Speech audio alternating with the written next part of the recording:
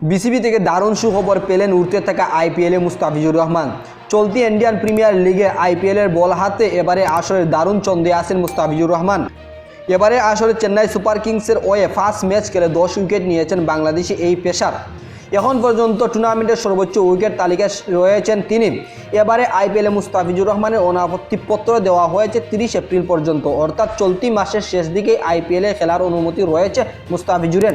তবে এবারে তাকে অন্য এক বেশি সুযোগ দিয়েছে বাংলাদেশ ক্রিকেট বোর্ড বিসিবি। আগামী 1 মে নিজেদের 10ম ম্যাচ খেলতে নামবে চেন্নাই। পাঞ্জাব কিংসের বিপক্ষে অনুষ্ঠিত হবে ওই ম্যাচটি খেলতে পারবেন মুস্তাফিজুর রহমান। সব ঠিক থাকলেও সে ম্যাচটিতে 2 মে বাংলাদেশে ফিরবেন তিনি। বিসিবি ক্রিকেট বোর্ডের পরিচালনা বিভাগের সহকারী ম্যানেজার শাহরিয়ার নাফিস দেশের একটি জাতীয় দৈনিক পত্রিকায় এটি জানিয়েছেন। চলতি মাসের শেষ দিকে 5 ম্যাচ টি20 সিরিজ খেলতে বাংলাদেশে আসছে জিম্বাবুয়ে। আগামী 28 এপ্রিল ঢাকায় পা রাখবে দলটি। এখন পর্যন্ত তারা 3 মে চট্টগ্রাম জহুর আহমেদ চৌধুরী স্টেডিয়ামে সিরিজের প্রথম ম্যাচ খেলবে। আসন্ন সিরিজে অংশ নিতে আইপিএল থেকে ফিরতে দলের সঙ্গে যোগ দিবেন মুস্তাফিজুর রহমান। এদিকে বল হাতে দারুণ সময় পার করছেন নাফিজ। চেন্নাইয়ের জার্সিতে 5 ম্যাচ খেলে উইকেট নিয়েছেন 10টি। আইপিএলের সর্বোচ্চ উইকেট শিকারীর তালিকায় বোলারদের তালিকায় রয়েছেন তিনি এই বাঁহাতি পেসার।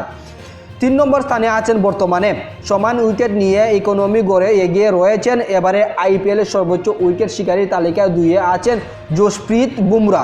11 উইকেট নিয়ে শীর্ষে আছেন যুজবেন্দ্র চাহাল।